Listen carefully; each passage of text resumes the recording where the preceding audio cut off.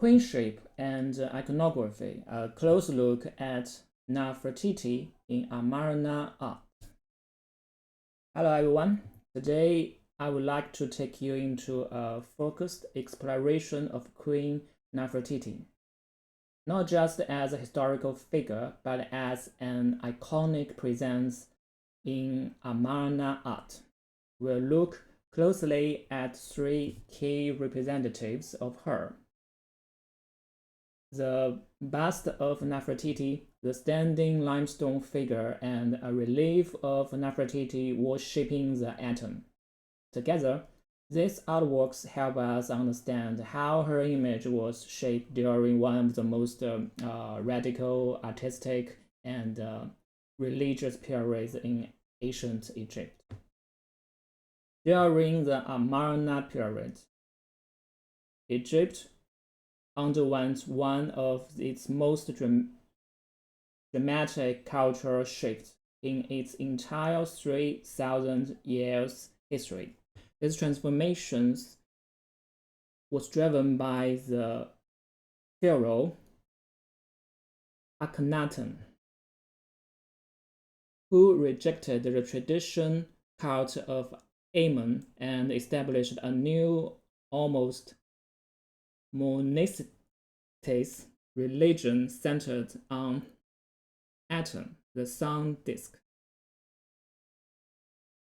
Akhenaten and his wife Nefertiti positioned themselves as the sole intermediaries between Aten and the people, reshaping both political and religious authority.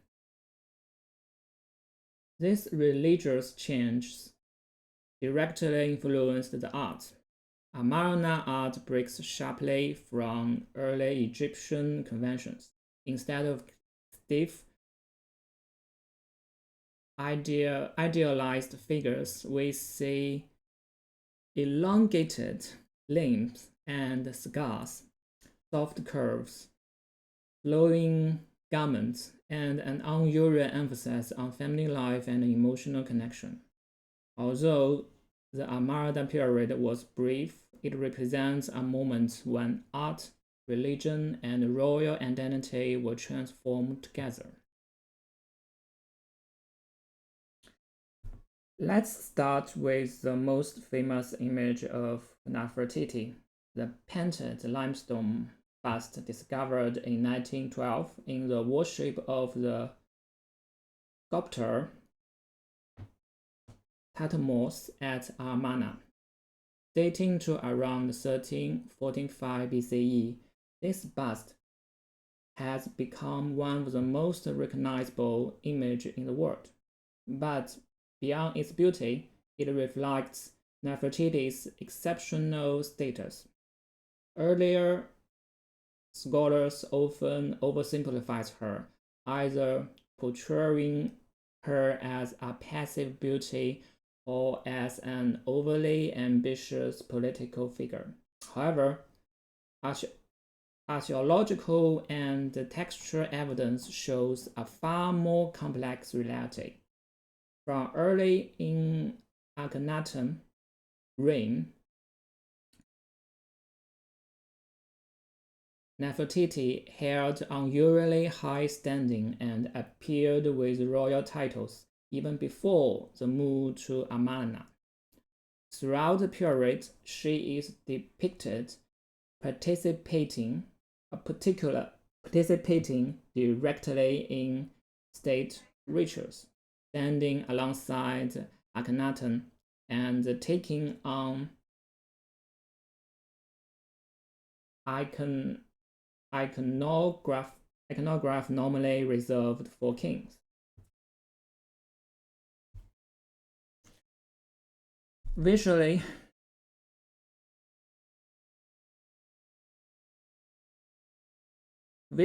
the bust is striking. The long, elegant neck, the perfectly symmetric face, and of course the tall, distinctive blue crown. These features emphasize not only her beauty but also her authority. In several Amarna reliefs, she appears in the smiting pose or wearing symbols that traditionally belongs to pharaohs. Together, this artistic choice underlines that Nefertiti wasn't just a queen consort.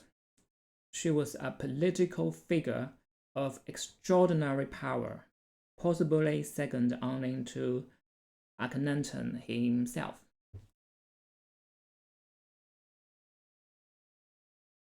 The second artwork is a standing limestone statue of Nefertiti, about 40 centimeters tall. This piece offers a much more intimate and realistic portrayal. Instead of the rigid frontal stance typically in earlier royal statues, Nefertiti stands with her left leg slightly forward, giving her a sense of movement. Traces of original paint around the eyes and lips show how carefully the sculptor worked to capture her features. What's especially interesting was the subtle sign of aging. Tear, tough lines, faint wrinkles, and nasolabial folds. These details are unusually realistic for Egyptian royal art and suggest a deliberate choice to depict maturity rather than timeless perfection. Many scholars connect this realism to Nefertiti's political role at this stage. By this time, she may have been acting as Akhenaten's co-regent.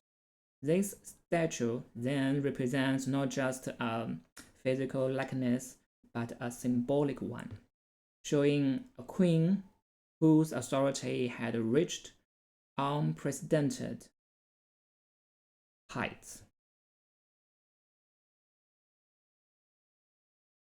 The third piece is a limestone relief showing Nefertiti offering a bouquet to the atom.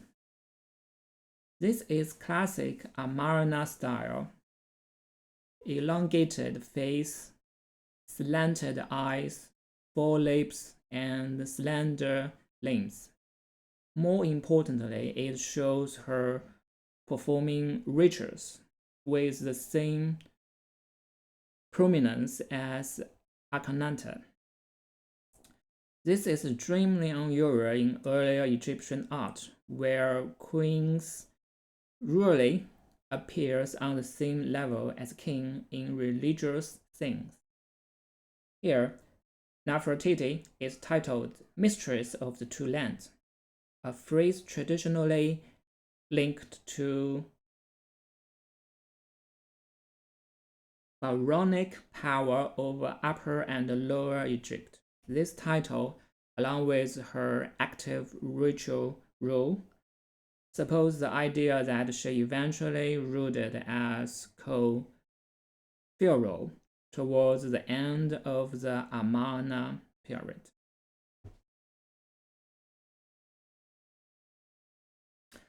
In these three artworks, the iconic bust, the realistic standing statue, and the ritual relief, we see a queen whose image was crafted to embody beauty, political authority, and divine legitimacy. Nefertiti emerged not as a passive royal wife, but as a central figure in one of Egypt's most transformative eras.